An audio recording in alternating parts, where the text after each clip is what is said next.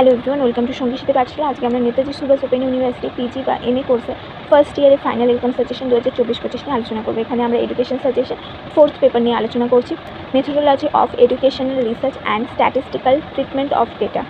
তো first module হচ্ছে methodology of educational research. প্রথম প্রশ্ন 18 নম্বরের প্রশ্নগুলি আমরা দেখে নেব। উপযুক্ত উদাহরণ সহ বিভিন্ন প্রকারের চল ব্যাখ্যা করো।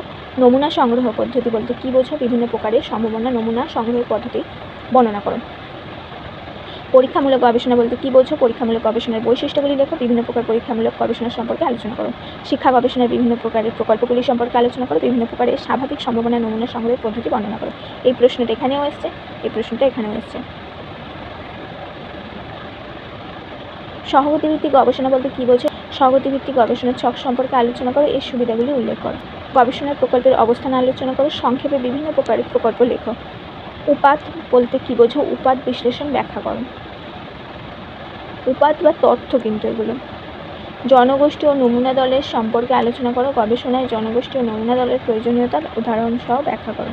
একটি গবেষণা বিবরণীর লিপিবদ্ধকরণের ধাপগুলি কী কী সে সম্পর্কে আলোচনা করো। গবেষণার হাতিয়ার বা সাধনী কাকে বলে?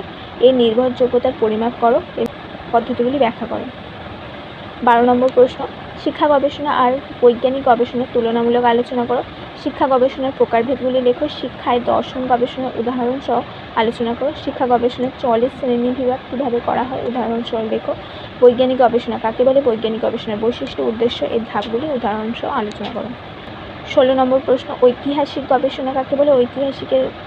ঐতিহাসিক গবেষণার বৈশিষ্ট্য উদ্দেশ্য ধাপগুলি আলোচনা করো। উদাহরণ সহ ঐতিহাসিক গবেষণা আলোচনা করো। স্বতন্ত্র ও নির্ভরশীল চলের উদাহরণ সহ আলোচনা করো। অসংলগ্ন চল সম্বন্ধে উদাহরণ সহ লেখো। অসংলগ্ন চল কীভাবে নিয়ন্ত্রণ করা যায়? উত্তম নমুনার বৈশিষ্ট্যগুলি আলোচনা করো। উদ্দেশ্য সাধক নমুনা সংগ্রহের পদ্ধতি আলোচনা করো। একটি সার্থক গবেষণায় এই প্রকার নমুনা সংগ্রহের পদ্ধতি কতটা কার্যকর যুক্তি দিয়ে দেখাও। গোষ্ঠীগত গবেষণার সংজ্ঞা লেখো। উদাহরণ দাও। এর বৈশিষ্ট্য স্তর আলোচনা করো। গুণগত ও পরিমাণগত গবেষণার তুলনামূলক আলোচনা করো। মৌলিক গবেষণা কি? ফলিত গবেষণার সঙ্গে পার্থক্য করো। চলের সংজ্ঞা দাও। উদাহরণসহ মধ্যবর্তী চলের ব্যাখ্যা দাও। ধারাবাহিক ও শ্রেণীবিভক্ত চলের মধ্যে পার্থক্য লেখো। শিক্ষা গবেষণার প্রধান প্রকারভেদগুলি কী? এদের উদ্দেশ্য বৈশিষ্ট্য বিস্তারিত লেখো। উদাহরণ সহ সম্ভাবনা আশ্রয় নমুনা সংগ্রহ বলতে কী বোঝায়? উত্তম নমুনার বৈশিষ্ট্য উদাহরণ সহ লেখো।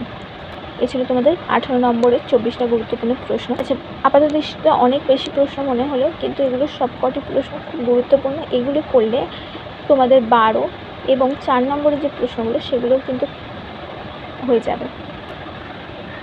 এছাড়া 12 নম্বরের জন্য তোমাদের গুরুত্বপূর্ণ প্রশ্নগুলি দেখবে যে অনেক 12 নম্বরের প্রশ্ন এমন আছে যেগুলো 18 নম্বরেও এসেছে, আবার 4 নম্বরেও রয়েছে এবং 12 নম্বরেও রয়েছে। এগুলো কিন্তু একটা আর একটার সাথে লিঙ্ক করা থাকে, ওই জন্য খুবই গুরুত্বপূর্ণ।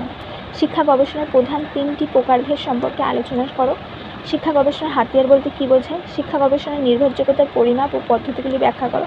গবেষণার বিবরণ লিপিবদ্ধ হয় কেন? গবেষণার বিবরণ লিপিবদ্ধকরণের ধাপগুলি লেখো। মৌলিক ও ব্যবহারিক গবেষণার মধ্যে পার্থক্য লেখো। নিজের পছন্দ মতো বিষয়ের উপর একটি তাৎক্ষণিক গবেষণা পদ্ধতি পরিকল্পনা প্রস্তুত করো। গবেষণার নকশার লক্ষণীয় বৈশিষ্ট্যগুলি বর্ণনা করে একটি সমীক্ষা গবেষণার নকশাগুলি তালিকাভুক্ত করো। উপাদ বিশ্লেষণ পদ্ধতি আলোচনা করো। উপাদ সংগ্রহ পদ্ধতি আলোচনা করো। সাফল্য অভিজ্ঞতা বলতে কী বোঝে? এই প্রকার অভিজ্ঞতার বিভিন্ন পদ্ধতিগুলি আলোচনা করো। সম্ভাবনা আশ্রয়ী নমুনা সংগ্রহ বলতে কী বোঝায়? উদাহরণ দাও। এর বৈশিষ্ট্য লেখো। উত্তম নমুনা বলতে কী বোঝো? উত্তম নমুনার বৈশিষ্ট্য লেখো। অসংলগ্ন চল উদাহরণ সহ ব্যাখ্যা করো। কীভাবে নিয়ন্ত্রণ করা যায় লেখো। সমীক্ষা গবেষণা কাকে বলে? সমীক্ষা গবেষণার বৈশিষ্ট্য গুরুত্ব আলোচনা করো। নির্ভরযোগ্যতা কাকে বলে? নির্ভরযোগ্যতা নির্ণয়ের পদ্ধতিগুলি কী? যে কোনো দুটি পদ্ধতি বর্ণনা দাও। কার্যকারী গবেষণা কাকে বলে? উদাহরণসহ লেখো। অনিয়ন্ত্রিত ও নিয়ন্ত্রিত চল বলতে কী বোঝো? উদাহরণসহ লেখো। গবেষণার সমস্যার বৈশিষ্ট্য ও নির্বাচন পদ্ধতি সম্বন্ধে আলোচনা করো। প্রকল্পের প্রকারভেদ। শিক্ষা গবেষণার প্রকল্প বলতে কী বোঝায়? উদাহরণসহ লেখো। বহুস্তরীয় নমুনা সংগ্রহ পদ্ধতি আলোচনা করো। পক্ষপাতমূলক নমুনা সংগ্রহ পদ্ধতি সম্পর্কে লেখো। এই পদ্ধতিকে কেন পক্ষপাতমূলক বলা হয় উদাহরণ দাও। এরপরে হচ্ছে আমাদের 4 নম্বরের প্রশ্নগুলো। 1. গবেষণা হাতিয়ার হিসাবে সাক্ষাৎকারের সুবিধা ও অসুবিধা। গবেষণার সমস্যার বৈশিষ্ট্য। গবেষণার হাতিয়ার বা সাধনের সংজ্ঞা উদাহরণ। প্রশ্নগুচ্ছের 2টি সীমাবদ্ধতা ও সুবিধা। সংক্ষিপ্ত টিকা লেখো। ঐতিহাসিক গবেষণা, গবেষণা সাধনের যথার্থতা বলতে কী বোঝো? পরিমাণগত উপাত্ত কী? প্রকল্প কাকে বলে? সহগতি গবেষণার ছক। ব্যক্তিগত বিবরণ, সাফল্যসূচক অভিজ্ঞতা কী? নৈর্ব্যক্তিগত কী? উৎপাদকীয় ছক বলতে কী বোঝায়? পরীক্ষামূলক গবেষণার ছক কী? যথার্থতার সংজ্ঞা দাও। সহগতি কাকে বলে? চল কাকে বলে? উপাত্ত বিশ্লেষণের সংজ্ঞা দাও। প্রাথমিক ও গৌণ উপাত্তের একটি উদাহরণ দাও। নীতি প্রকল্পের উদাহরণ দাও। গবেষণার ছক কাকে বলে? বহুমুখী রিগ্রেশন কাকে বলে? দুটি প্রতিফলিত অভিজ্ঞতার নাম লেখো। বহুভিত্তিক রেখাযুক্ত ছক কাকে বলে? একটি ব্যক্তিত্ব উন্মোচনী অভিজ্ঞতা বলতে কী বোঝো? উদাহরণ দাও। সম্ভাব্যতা গবেষণার সমস্যার উৎসগুলি লেখো। প্রাথমিক অনুসন্ধান কেন করা হয়? নিয়ম মাফিক সমীক্ষা গবেষণার সংজ্ঞা দাও এবং ব্যবহার লেখো। এই ছিল তোমাদের মডিউল 1-এর গুরুত্বপূর্ণ 18, 12 এবং 4 নম্বরের প্রশ্নের সাজেশন। আচ্ছা, এরপরে আমরা মডিউল 2, এখানে যদিও তোমাদের স্ট্যাটিস্টিক্যাল ট্রিটমেন্ট অফ ডেটা, তো এখানে অঙ্ক করতে দেওয়া হবে। তো তবু যে সমস্ত প্রশ্নগুলি বারবার এসেছে সেগুলো আমি এখানে উল্লেখ করে দিয়েছি এবং এগুলো থেকে আসবে আশা করা যায়। সহগতি কী? সহগাঙ্ক বলতে কী বোঝায়? প্রোডাক্ট মুভমেন্টের পদ্ধতি থেকে সহগতির সহগাঙ্ক নির্ণয় করো এবং ডেটা এখানে দিয়ে দেবে, তোমাদেরকে নিজেদেরকে এগুলো করে নিতে হবে। স্বাভাবিক বন্টন এর রেখাচিত্র বলতে কী বোঝায়? এর বৈশিষ্ট্য ব্যবহারগুলি বর্ণনা করো। উপযুক্ত চিত্র সহকারে স্ক্রুনেস ও কার্টোসিস আলোচনা করো।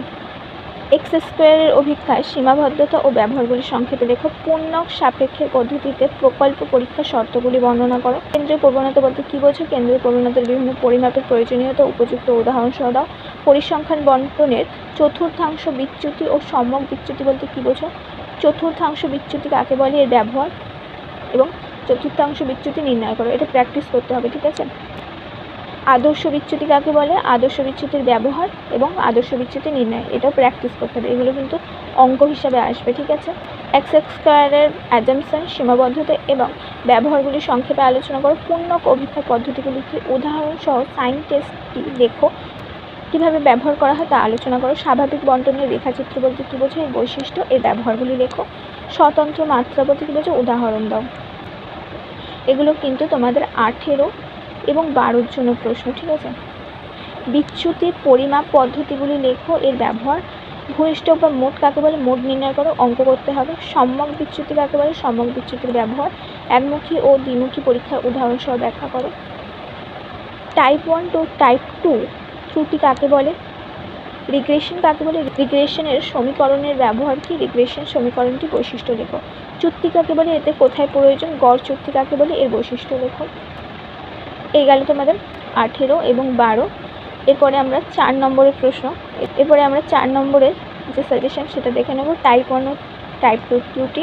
টি score, Z score, ANOVA, kurtosis, F অনুপাত, বিশেষ দ্বিকোষ্ঠিক সহগতি, টি টেস্ট কি? এটি কখন ব্যবহৃত হয়? দ্বিমুখী পরীক্ষা কাকে বলে? শতাংশ স্কোর, ওভাইজার কি? ব্যবহার লেখো। মেসোকার্পিক বন্টন কাকে বলে? স্ক্রুনেস নির্ণয়ের ফর্মুলা। শতাংশ র্যাঙ্ক বলতে কী বোঝো?